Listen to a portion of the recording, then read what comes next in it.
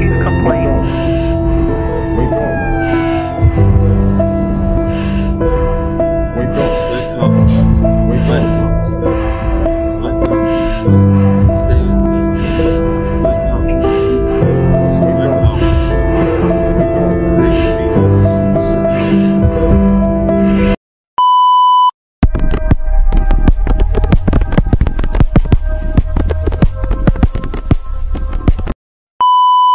Okay, good afternoon. I am Nino Rino Sanchez, a DRMO personnel of this institute. Okay.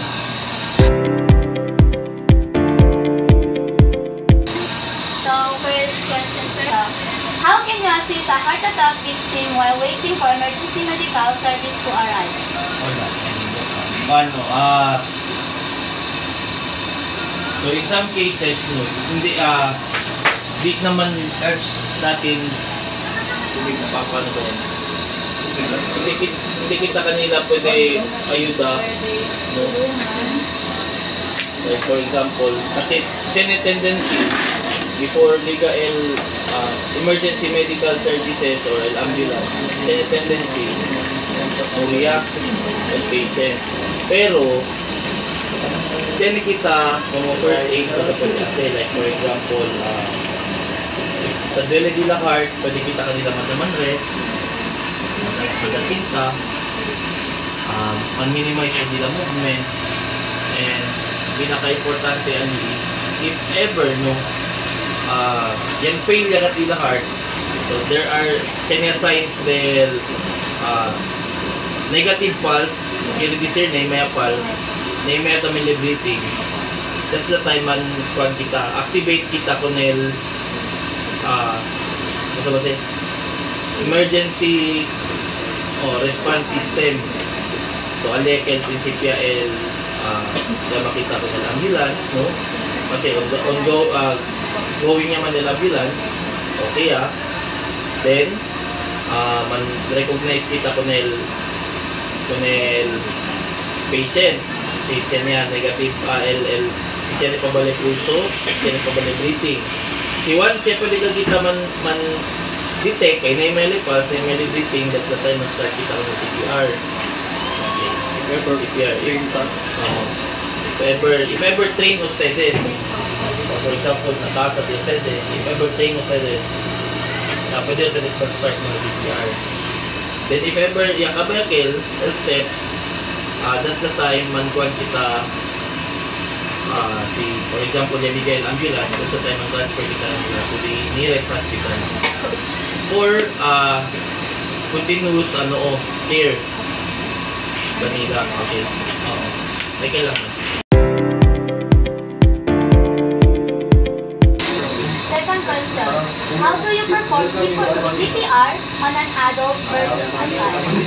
Okay, so before kita man start ng CPR, so bisita, sabi kita po sa chain of survival. So chain of survival, first step is to recognition of the like for example negative pulse, negative breathing.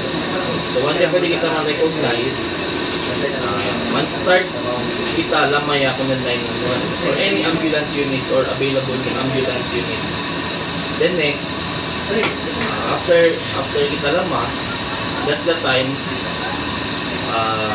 man start na kita ko ng CPR. So na adult, 30 compressions, meaning 30 pumps na chest parte. After 30 pumps, we will give 2 ventilations. Kaya this year, if family member di atin, pwede kita man mouth-to-mouth. It's okay. Pero, hindi konose, like for example, mga vecinos, compression lang. Kaya this year, mang-compress lang kita, man-pump lang kita hasta Liga L ambulance. Hindi kita naman.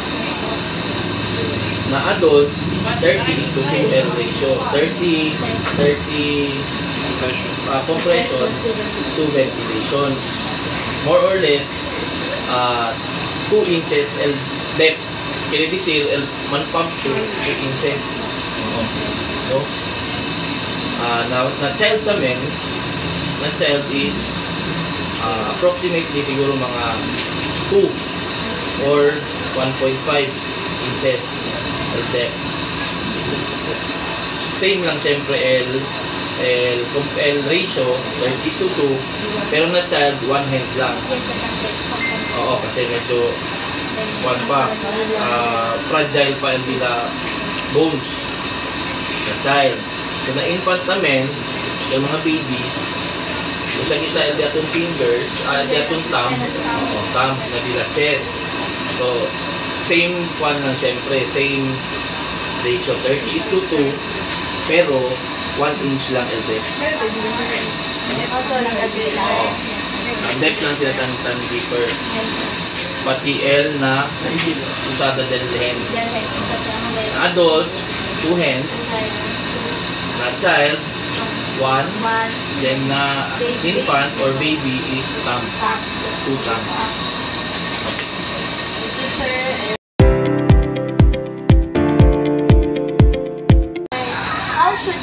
For someone showing symptoms or of shock until medical help arrives. So, many types of shock. For example, hypovolemic, which means massive blood loss. You see general injury, then massive bleeding. So that's hypovolemic. Anaphylactic, severe allergic reaction. You see, like for example, bubuyog, no? Yan, kuwan ka natin, yan sting. Kapag nasabi kita, allergic yan kita, alis kita pwede mag-finish yan.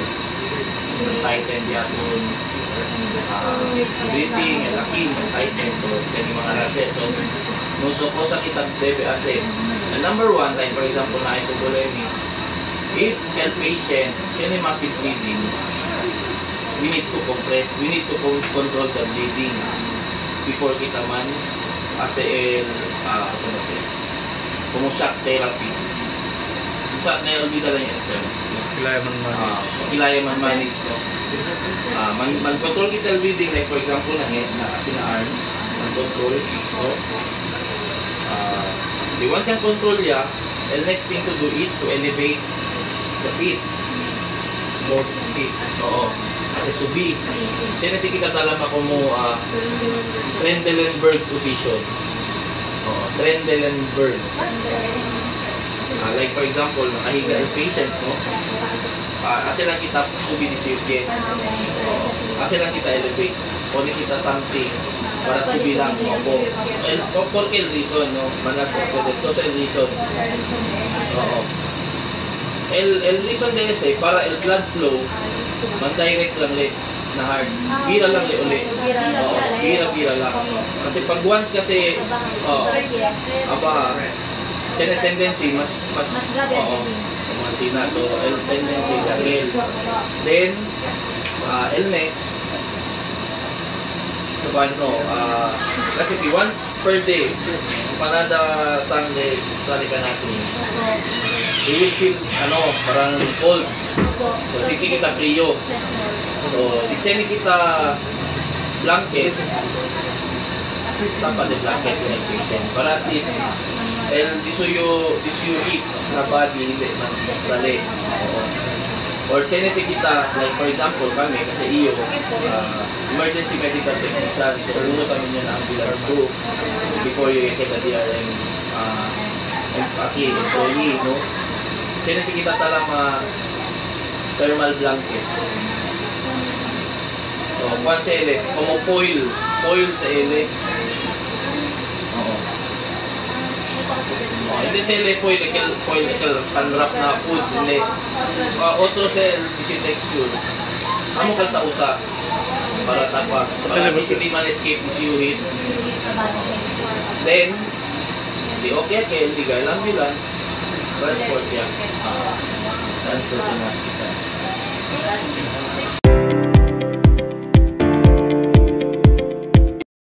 How do you perform the Heimlich maneuver on a choking adult, and how does it differ for infants or small children? Okay, so mag-perform lang. So,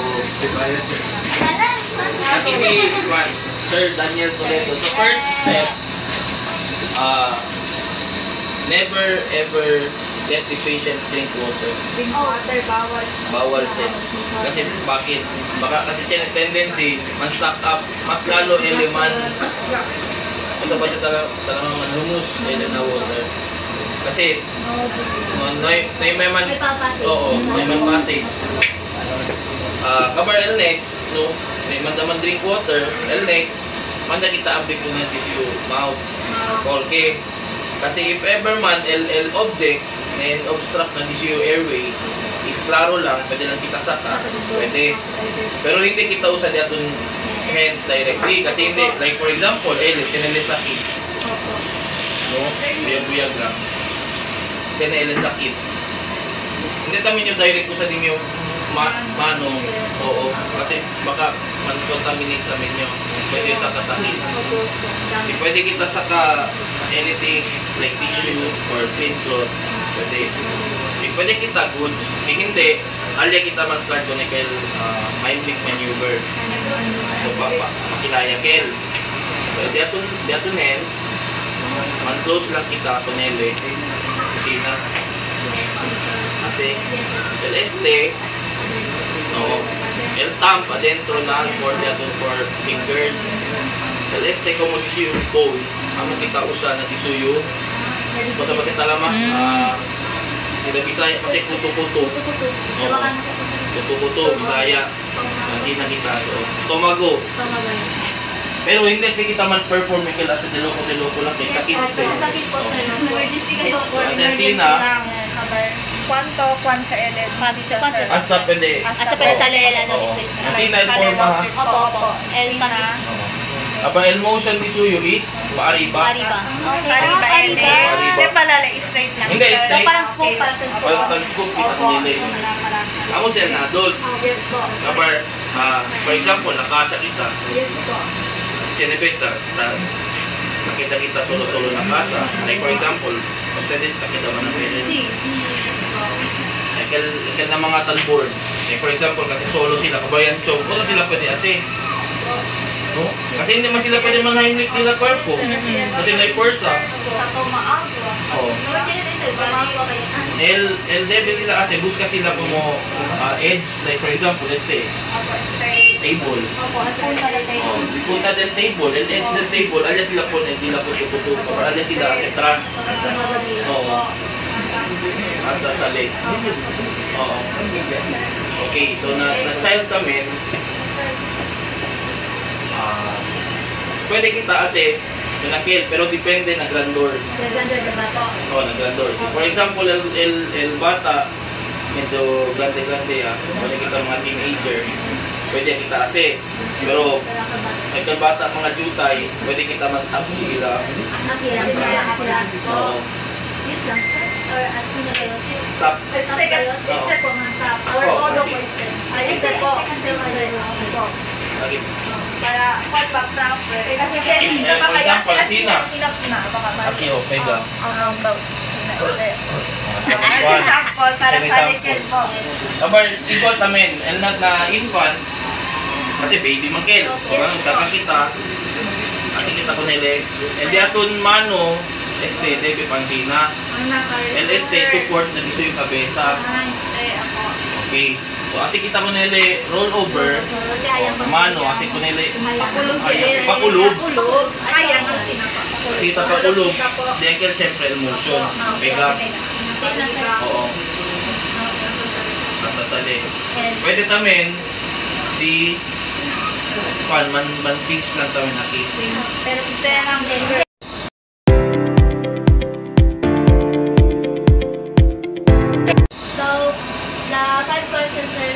how can you recognize a heart attack and what first aid action should be taken immediately? So, how can you recognize? So, first is you need to know the signs and symptoms. Signs and symptoms. So, so number one sign is el patient or el victim agad is your heart. No? Tiene el face Como tasinti ene duele. So sign ekel.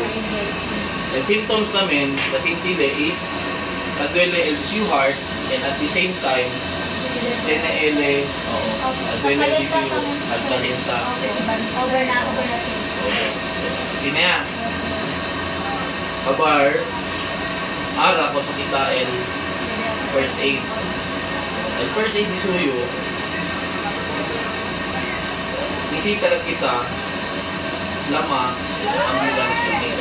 Or si hindi man kita pwede lang madayon-dayon kasi like for example kakita kita na o like for example yun kasi kakita yung divisoria kita el hospital Zampen. El Zampen kasi tila ambulance hindi sila sa atasa chinese kita como ambulance unit only for ano lang for response lang kayo. So, like for example, ikalaw de kami estaba, agriculture, so rescue 2. El dila campo is na tetuan pa. So, si estaba sila tetuan, mag-travel ko para Divisoria, di mio conoce, or di mio family, Leonard Tata, Nuria. So, kung sakit na debe ase, si pwede kita di pwede na sa hospital as soon as possible. Mas pwede. Amo lang kayo first aid kasi kung nakikita ko sa pwede ase regarding na heart attack pwede man kita man rest pero for what? No? Manda pa kita sinta magkaparta duele agan eh. Pwede pa kami ng sure na pwede lang kita pwede na po sa mas pwede kaya liba kayo pwede sa hospital abar bilang kita ulit na question ko sa number 1, doon po sa kita debe sa if ever the signs then negative pulse, negative breathing. So kasi kita ulit CPR. Ayan. So mo lang. Thank you, sir. Next question. What immediate first aid measures should be taken to control severe bleeding? So sa severe bleeding, siyempre i-check muna natin kung gaano kalaki, kung gaano kalaki yung sugat. So like for example, nasugatan ka and depende sa ang lugar na nasugatan. Like for example, dito lang sa kamay. Pag walang major artery na tinamaan, hindi yan masyadong hindi siya masyadong delikado. Pero pag once artery, paano ba yan? Yung mga pulse point, diba? Alam niyo yun. Like for example, pag ito yung natamaan, yung dugo na lalabas dyan, is hindi yung parang pagtulog-tulog lang. Silip talaga. Hindi talaga, yung parang bulwak talaga siya. Oo, kasi pulse point man yan. Yung pressure dito ng dugo natin is medyo ano talaga yung pressure. Delikado talaga dito talaga, sir. Oo, delikado. So ano yung gagawin natin? Gagawin natin is mag-control bleeding tayo. So paano yun siya? Kuha kayo ng sa ano kasi may ginagamit tayo na gauze pad yung tinatawag yung bandage. Bandage, diba? So gagawin natin sa bandage, kukuha tayo ng tinatawag natin na bulky dressing. Ibig sabihin nun, maramihang bandage yung gagamitin natin para takpan yung sugat. Oo. So pag once nag-stop na, goods. Pero pag once hindi nag-stop, another na naman. Oo, hanggang sa mag-stop. Continue. Takpan natin, nag-bleed, tatakpan ulit ng ibang dressing. Nag-bleed pa rin, tatakpan. To control. So, di ba ilang dressing na yung nagamit natin? Tatlo na. No, tatlo na yung nalagay natin. So, paano sir kapag hindi pa rin siya na-control? Tatakpan pa rin ba natin? Which is, tatakpan pa rin natin, pero yung gagawin natin, yung first na gauze pad na ginamit natin, tatanggalin. Bakit? Baka kasi magdikit. Oo. Diba? No, pag once magdikit yun, syempre pagtanggalin masakit. So yung first na dressing, tatanggalin. Yung second, third, then yung bago. Tatanggalin na naman ulit, tapos lalagay na naman ng bago. Ganun lang. Hanggang sa mag-stop. Pero pag once hindi nag-stop, diretso na kagad sa hospital. Then, i-check nyo din yung question nyo kanina regarding sa shock. Same. Diba? Pag once na massive ang bleeding, may tendency pupunta sa shock yung patient. Yung hypovolemic shock. Hypovolemic, ibig sabihin, kulang na yung dugo. Kasi maraming lumabas. So yun na yung first aid. Takpan. Hanggang sa mag-stop. Dressing.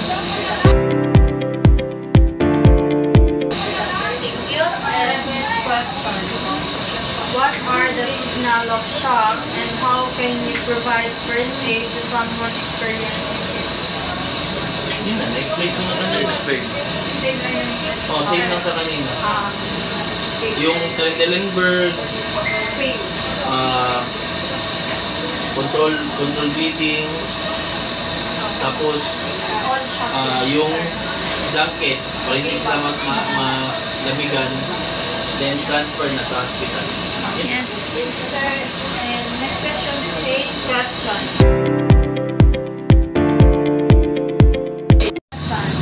What common symptoms indicate food poisoning and what initial steps should be taken for treatment? So, indication. Apo. Ano yung indication? So first is, siyempre, pag once yung patient nakaramdam ng, or hindi, like for example, kumain, tapos nakaramdam siya ng parang nahihilo, susuka. So maybe, no, hindi ako sure, or hindi tayo sure kung na-poison siya, no? Dahil sa pagkain. Pero if ever man na ganun yung nangyari, tawag kaagad tayo. Siyempre, yung number 1 talaga, tawag talaga tayo ng tulong. Ambulance. Kung for example, nasa malayo tayo, tapos wala tayong service, wala tayong kotse, o walang motor, tapos mahirapan tayo. So yung first na gagawin natin is tatawag talaga tayo sa ambulance or sa 911. No? Then next is try to identify kung ano yung nakain. Kung ano yung nakain ng patient. No? Then, monitor natin yung ABC. Ano yung ABC, sir? Yung ABC is yung A, airway. Letter B is breathing. Then C is circulation. So, we need to monitor. Kasi pag once isa dyan nawala, diba no? Like for example, nawala yung letter A. Meron siyang B and C, nawala yung letter A, delikado na. Yan, pinakadelikado. Delikado na yun. So, ibig sabihin, life-threatening na yung meron si patient. So, what more pag naging dalawa? What more pag naging tatlo? No, grabe na. Then next is, wag siyang ipapasuka. Do not induce vomiting. Ibig sabihin, huwag siya ipasuka. Pero if ever man sumuka siya, kunin nyo yung content na anong sinuka niya. Like for example, sinuka niya tubig, sinuka niya kanin, sinuka niya basta oo, para magtanong ang doktor. Para pag once magtanong ang doktor, pwede niya i-present. Ito yung sinuka niya. Para i-check nila kung poisoning ba yun sa sadyang may nakalap. Oo. Ganun. Then, yun na. Yun na yung first aid. Dalhin na siya sa hospital. Ganun na.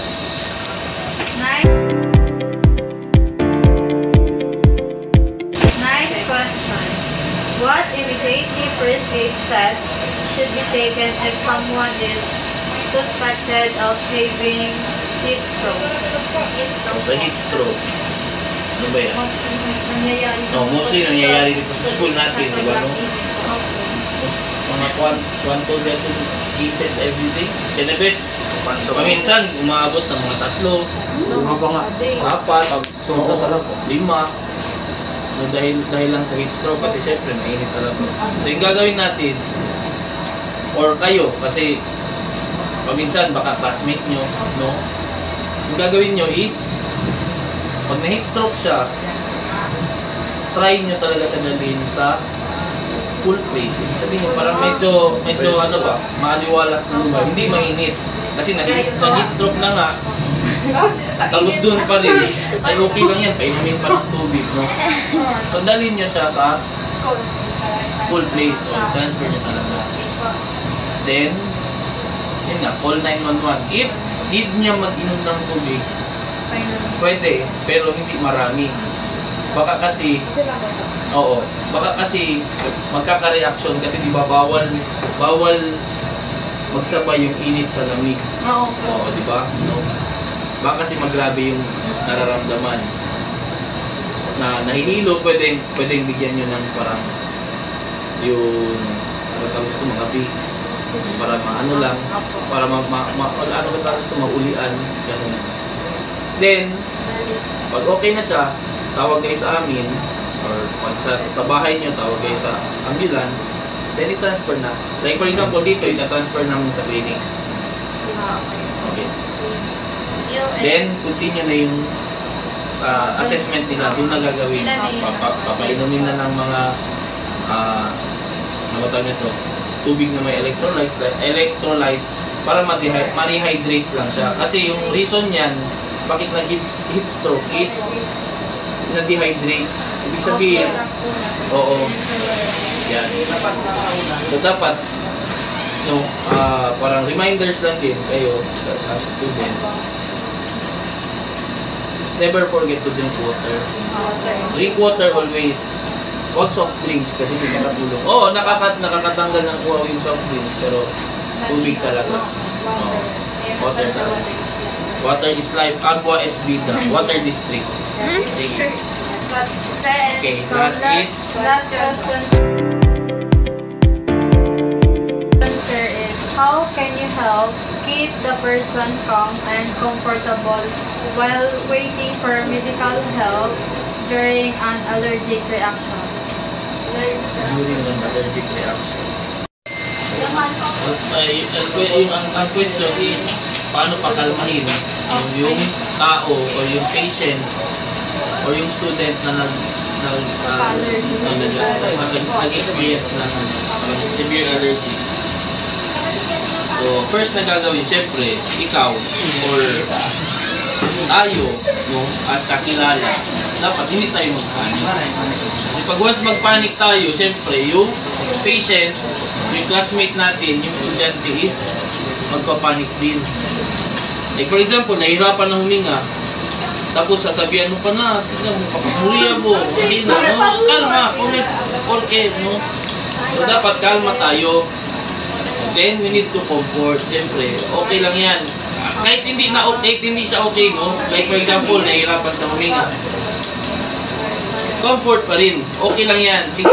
Or, like for example, sa school, dadating din yung marshals. Ganun lang, simple lang, wag magpanik. Oo, ikaw, tayo as tutulong doon sa patient. So, dapat hindi tayo magpanik and dapat comforting yung approach natin. Hindi yung parang hawakan, diba? Comfort lang, sige lang, okay naman. Dadating din yung tulong, no? Tapos, paupuin lang sa isang place. If ever man nahihirapang huminga, kasi hindi din lahat ng nahihirapang huminga may allergic reaction. Yung iba doon, nag-hyperventilate lang. So may mga steps din tayo regarding sa mga ganun, nahihirapang huminga. Paupuin lang, relax, inhale deeply sa ilong, then exhale sa bibig. If ever man ganun yung scenario, tapos, yun lang. Tapos, yun na. Yun na. Kapag may allergy, be calm and be comforting. Yun lang. Thank you. Thank you, sir.